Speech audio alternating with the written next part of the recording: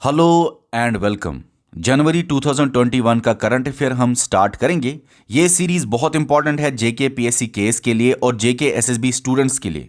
जेके PSC KS के लिए बाकी जो पीटी 360 वाला करंट अफेयर है वो बाद में आएगा, उससे उनका करंट अफेयर कवर हो जाएगा, कंप्लीट हो जाएगा।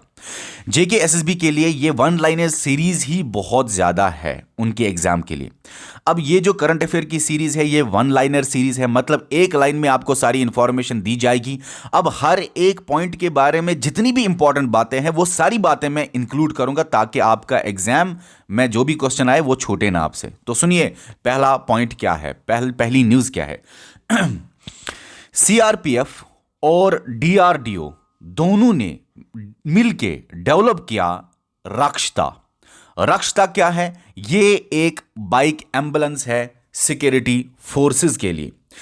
मेरे दोस्तों, सिक्योरिटी फोर्सेस जब जवान जख्मी हो जाते हैं उनके लिए एम्बुलेंस लाना बहुत टाइम लग जाता है। उसके लिए एक चीज डेवलप की गई जिसका नाम है रक्षता। ये जो रक्षता है ये क्या है? ये एक बाइक है, बाइक की तरह ही है, ये बाइक की तरह ही ये एम्बुलेंस है सिक्योरिटी फोर्सेस के लिए। तो क्या है रक्षता? रक्षता बाइक एम्बुलेंस है उन लोगों के लिए जो लोगों की रक्षा करते हैं। तो नाम से ही आप याद रख सकते हो, रक्षता बाइक एम्बुलेंस। ये रक्षता क्या है? बाइक एम्बुलेंस है उन लोगों के लिए जो लोगों की रक्षा करते हैं, सिक्योरिटी फोर्सेस के लिए है ये, ठीक है।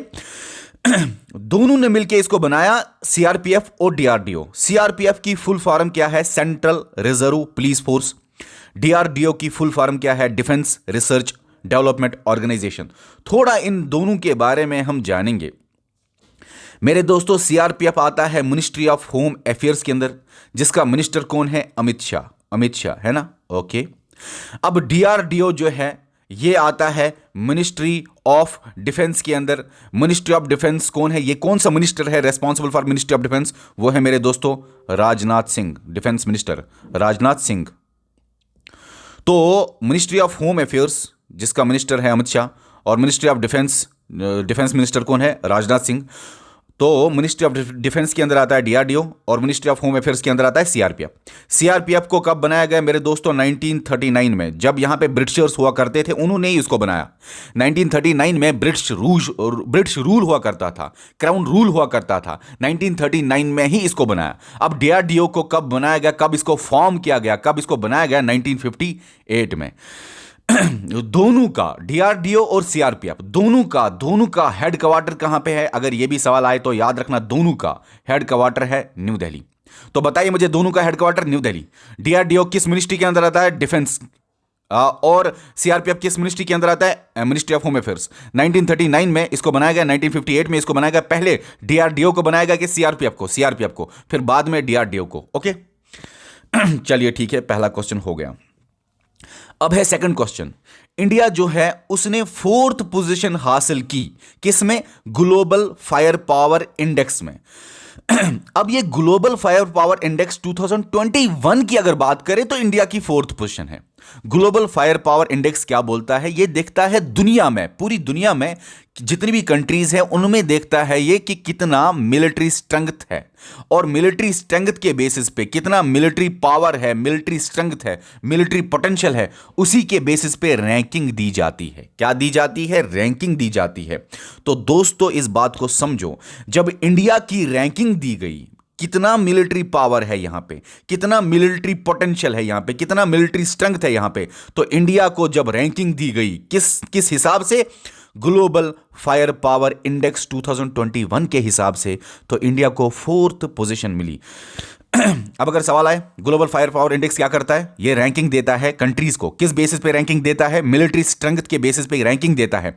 अगर सवाल आए कि इस इंडेक्स के हिसाब से 2021 में देखा गया तो इंडिया की कौन सी पोजीशन है? 4th position. अगर सवाल आए फर्स्ट पोजीशन किसकी आई? फिर यूएसए, सेकंड पोजीशन रशिया, और थर्ड पोजीशन चाइना, और 4th नंबर पे इंडिया।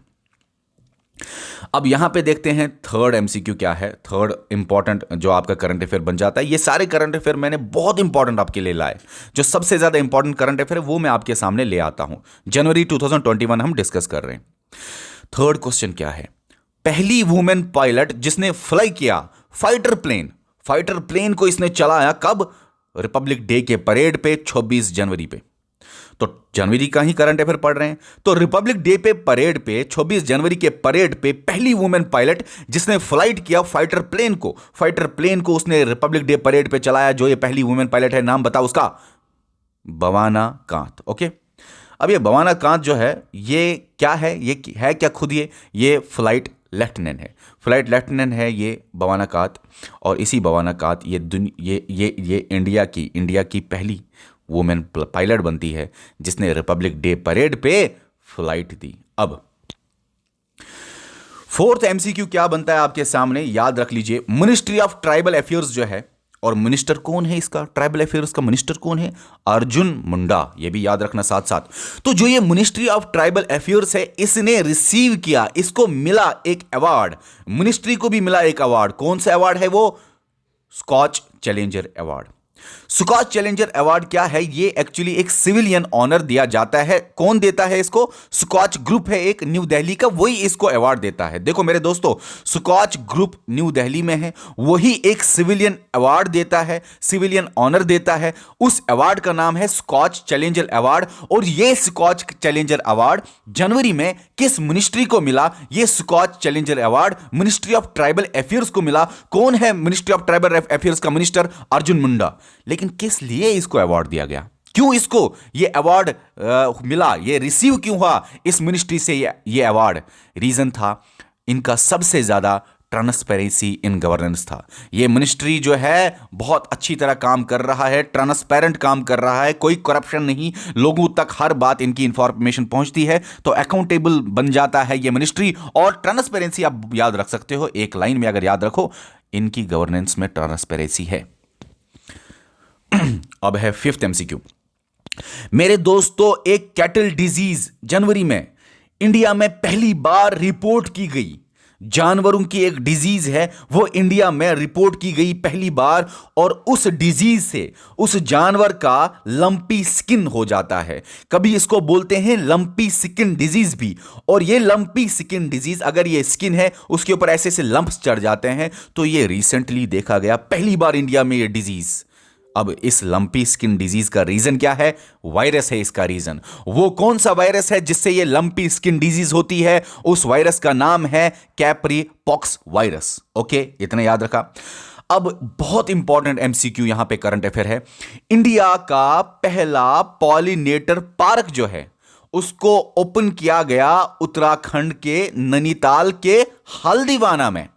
देखो मेरे दोस्तों, उत्तराखंड का नैनीताल डिस्ट्रिक्ट है। नैनीताल डिस्ट्रिक्ट में एक जगह है जिसको बोलते हैं हल्दीवानी। ओके, अब ये हल्दीवानी जो है, उधर पे इंडिया का पहला पॉलिनेटर पार्क ओपन किया गया। अब ये इंडिया का पहला पॉलिनेटर पार्क ओपन किया गया उत्तराखंड नैनीताल के हल्दीवानी में। अब अगर हल्दीवानी आए तो टिक करना, नैनीताल आए डिस्ट्रिक्ट तो टिक करना। ये तो जगह है, ये तो डिस्ट्रिक्ट है, ये तो स्टेट है, ठीक है। आप कहीं पे भी कोई भी सवाल आए आप टिक करेंगे। लेकिन पॉलिनेटर क्या होता है मेरे दोस्तों? पॉलिनेटर एक ऐसा एनिमल होता है जो पॉलिनेशन कराता है। एक ऐसा एनिमल होता है जो एक प्लांट से पोलन लेता है और दूसरे प्लांट पे ये पोलन देता है, ठीक है। इन शॉर्ट पोलन्स को ट्रांसफर करता है एक प्लांट से दूसरे प्लांट पे, ठीक है। अब ऐसा क्यों? ऐसा इसलिए क्योंकि प्लांट्स कैसे रिप्रोड्यूस करते हैं? पॉलिनेशन से ही वो रिप्रोड्यूस करते हैं। तो पॉलिनेटर एक एनिमल ऐसा होता है जो कि पोलन यहां से यहां लेता है। रीजन क्या है? ताकि प्लांट्स रिप्रोडक्शन करे, प्लांट्स रिप्रोड्यूस करे। तो मेरे दोस्तों, ज्यादातर कौन से एनिमल्स हैं जो कि पॉलिनेटर की तरह काम करते हैं? एक है बीज, आपका हॉनी बीज, उसमें सबसे ज्यादा इंपॉर्टेंट, और दूसरा है बटरफ्लाइज। और भी है कुछ, लेकिन ये दो आप बहुत ज्यादा इंपॉर्टेंट है, ये दो आप याद रख लेना, ठीक है। और ये जो पार्क है इसको इनॉग्रेट किसने किया ये याद आप रख लो। अगर आए तो ठीक है, अगर आए ना तो भी ठीक है, ठीक है। तो पीटर स्मैटेक ने इसको इनॉग्रेट किया। अब इस इंडिया की पहली पॉलिनेटर पार्क का एम क्या है? मकसद क्या है? मकसद है ये पॉलिनेटर्स है, ये जो ये एनिमल है, ये जो ये स्पीशीज है, पॉलिनेटर स्पीशीज है, इनको कंजर्व करना, उनको बचाना, ठीक है।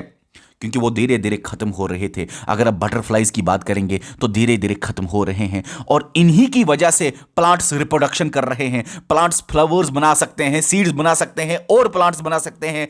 प्लांट्स बनते जाते हैं रिप्रोडक्शन की वजह से। जैसे एनिमल्स करते हैं वैसे प्लांट्स भी करते हैं, लेकिन प्लांट्स का अलग मेथड होता है। ठीक है, हमें वो डिस्कस यहां पे नहीं करना है, आगे ही चलते हैं हम।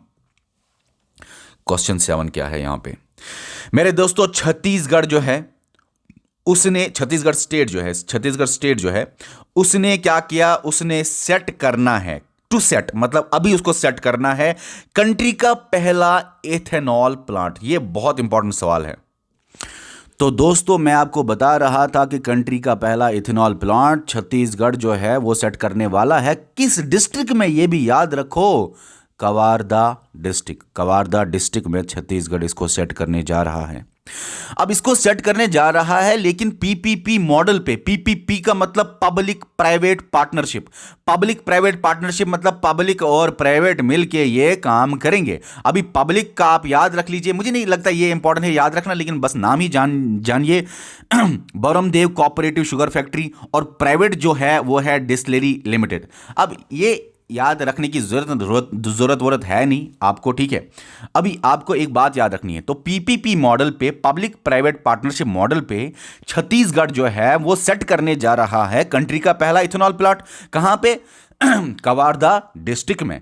अभी आपको जानना है कि ये इथेनॉल क्या है मेरे दोस्तों। कवारदा डिस्ट्रिक्ट कहां पे? वो चंडीगढ़, वो छत्तीसगढ़ का ही है।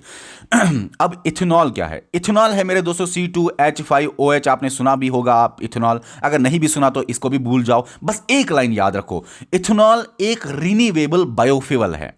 रिन्यूएबल जो वापस आता है, रिन्यूएबल जो वापस आता, जल्दी जल्दी आ सकता है। बायोफ्यूल वो फ्यूल जो आप बायोमास से बना सकते हो, ठीक है। लिविंग से, लाइफ से जो आप फ्यूल बना सकते हो, लिविंग ऑर्गेनिज्म से, बायोमास से जो आप फ्यूल बना सकते हो, उसी को बोलते हैं बायोफ्यूल। तो ये रिन्यूएबल है। इथेनॉल की एक बात आप याद रखो, ये इसकी खासियत है कि ये रिन्यूएबल है, ऊपर से बायोफ्यूल है। इससे ज्यादा जो बाकी फ्यूल्स है उनसे पोल्यूशन वोल्यूशन होता है, उससे उतना पोल्यूशन नहीं होता। तो ये बाकी फ्यूल्स के मामले में काफी रिन्यूएबल है। तो इथेनॉल प्रोजेक्ट्स ज्यादा से ज्यादा इंडिया सेट करने की कोशिश कर रहा है। अभी चंडीगढ़ में भी इसको आगे की बात हो रही है कि वहां पे भी सेट हो जाएगा। लेकिन न्यूज़ क्या है? छत्तीसगढ़ की न्यूज़ है यहां पे कि उन्होंने पहला कंट्री का इथेनॉल प्लांट बनाना है पीपीपी मॉडल पे, जहां पे पब्लिक और प्राइवेट मिलके काम करें। उसके बाद है मेरे दोस्तों और एक न्यूज़, वो है पंकज मित्तल जो हैं वो एक्चुअली यूपी के हैं। पंकज मित्तल, ओके। ये J&K जो कॉमन हाई कोर्ट है मेरे दोस्तों, J&K जब यूटीज बने, J&K स्टेट जब J&K यूटी और लद्दाख यूटी बना, तो दोनों को एक ही कॉमन हाई कोर्ट मिला, उसको बोलते हैं कॉमन हाई कोर्ट। तो कॉमन हाई कोर्ट का नया चीफ जस्टिस जो बनाया गया वो है पंकज मित्तल, जो कि खुद यूपी से हैं। अभी आपको यह सवाल अगर आए, आप बताइए जनवरी में नया चीफ जस्टिस बनाया गया common high court of J&K और लद्दाख के लिए, J&K और लद्दाख के यूटी के लिए कॉमन हाई कोर्ट का चीफ जस्टिस जो न्यू बनाया गया वो कौन है? पंकज मित्तल। ये J&K का 34th चीफ जस्टिस है, 34th चीफ जस्टिस है। अगर मैं बात करूं J&K के पहले चीफ जस्टिस की, वो है कंवर सेन। अगर मैं बात करूं J&K में इससे पहले कौन था यार? 2021 जनवरी में ये बना, लेकिन इससे पहले कौन था? इससे पहले थी Geeta Mittal, 33rd chief justice of J&K high court, J&K के कॉमन हाई कोर्ट, ओके। तो गीता मित्तल के बाद मेरे दोस्तों यहां पे आपको याद रखना है कि थोड़े टाइम के लिए एक्टिंग चीफ जस्टिस, थोड़े टाइम के लिए राजेश बिंदल आए, लेकिन इंपॉर्टेंट नहीं है नाम याद रखना, लेकिन फिर भी बता दिया।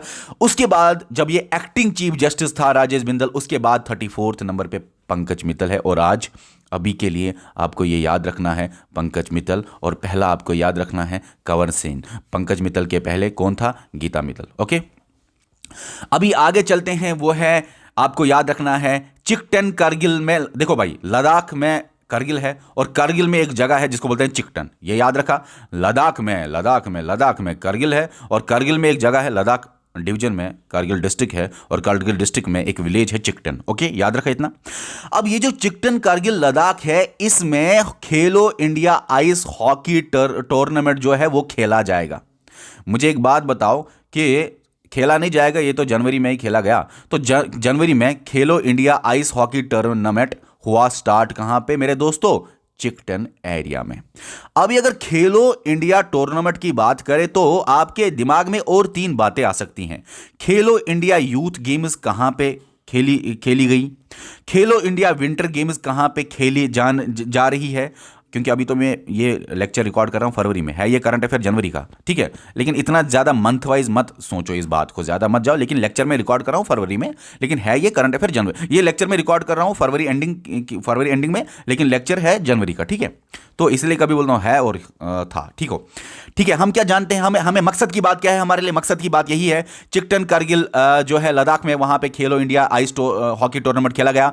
और साथ में आपको ये भी याद रखना है, खेलो इंडिया यूथ गेम्स जो है वो खेला गया कहाँ पे, पंचकुला हरियाणा में। और खेलो इंडिया विंटर गेम्स जो है वो खेला गया गुलमर्ग, फरवरी के मंथ में स्टार्ट हुआ। अब खेलो इंडिया यूनिवर्सिटी गेम्स जो है वो कर्नाटका। अब बात बस इतना याद रखो, यूनिवर्सिटी कर्नाटका, विंटर गुलमर्ग, और खेलो इंडिया यूथ पंचकुला, और खेलो इंडिया आइस आपको याद रखना है कारगिल लद्दाख।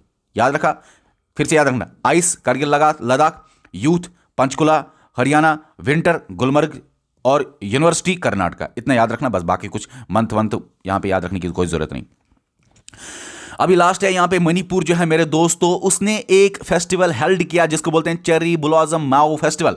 मेरे दोस्तों चेरी ब्लॉसम तो आपको पता ही होगा, चेरी क्या होता है वो तो पता है आपको। चेरी ब्लॉसम माओ फेस्टिवल, अब माओ जगह है मणिपुर में, तो समझिए इस बात को। मणिपुर में एक डिस्ट्रिक्ट है जिसको बोलते हैं सेनापति डिस्ट्रिक्ट। सेनापति डिस्ट्रिक्ट में एक एरिया है जिसको बोलते हैं माओ एरिया। माओ एरिया में बहुत जबरदस्त चेरी बनाए जाते हैं, तो इसलिए चेरी ब्लॉसम माओ फेस्टिवल मणिपुर ने मनाया। चेरी ब्लॉसम माओ फेस्टिवल जो कि मणिपुर ने मनाया, पहले इसको मणिपुर गवर्नमेंट ने कब मनाया था, 2017 में। तो 2017 से ये फेस्टिवल स्टार्ट हुआ, अभी 2021 का ये फेस्टिवल मनाया गया, चेरी ब्लॉसम माओ फेस्टिवल। आपको इतना याद रखना है, चेरी ब्लॉसम माओ फेस्टिवल, माओ जगह है तो इतना भी याद रखो, मणिपुर, एम से माओ, एम से मणिपुर, इतना याद रखो, बात खत्म।